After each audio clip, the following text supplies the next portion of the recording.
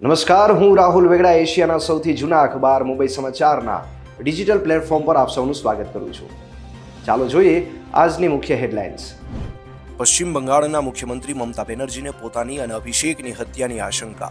કહ્યું રહા ગુલશન તો ફૂલ ખીલેંગે, રહી જિંદગી તો ફિર મિલેંગે. વડાપ્રધાન નરેન્દ્ર મોદીએ રાજસ્થાનના બાંસવાડામાં કહ્યું કે કોંગ્રેસ પાર્ટીએ તેના ઘોષણાપત્રમાં કહ્યું છે કે તે તમારી સંપત્તિને તે લોકોમાં વહેંચે જેમના વધુ બાળકો છે.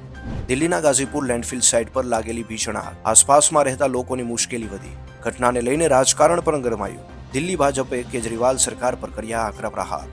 ગુજરાતમાં લોકસભાની ચૂંટણી તેમજ વિધાનસભાની પેટા ચૂંટણી માટે ઉમેદવારી પત્ર ચકાસણીની કામગીરી પૂર્ણ. ચકાસણીના અંતે લોકસભા ચૂંટણી માટે 328, વિધાનસભા પેટા ચૂંટણી માટે 27 ઉમેદવારો માન્ય.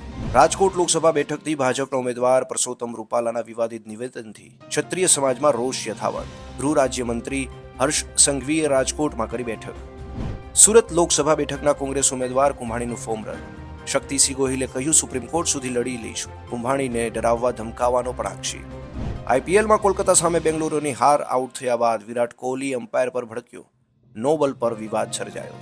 કોલકાતા બેંગલુરુ વચ્ચેની મેચ પહેલા રિંકુએ વિરાટ કોહલીનું બેટ તોડ્યું. બેટ બીજું માંગતા વિરાટે ઘસીને ના પાડી દીધી. વિરાટે જ રિંકુને આ બેટ ગિફ્ટ કર્યું હતું. આલિયા ભટ્ટ કેટલાક વર્ષોથી કરી રહી છે થેરાપી ક્લાસ. કહ્યું એટલે જ પ્રોફેશનલ અને ફેમિલી કરી શકે છે બેલેન્સ. મેન્ટલ હેલ્થ માટે કરી રહી છે આ કામ. પાકિસ્તાનનો જમાઈ બનશે રેપર બાદશાહ. 12 વર્ષ નાની એક્ટ્રેસ હાનિયા આમિરને કરી રહ્યો છે ડેટ. સોશિયલ મીડિયામાં બંનેની તસવીર વાયરલ.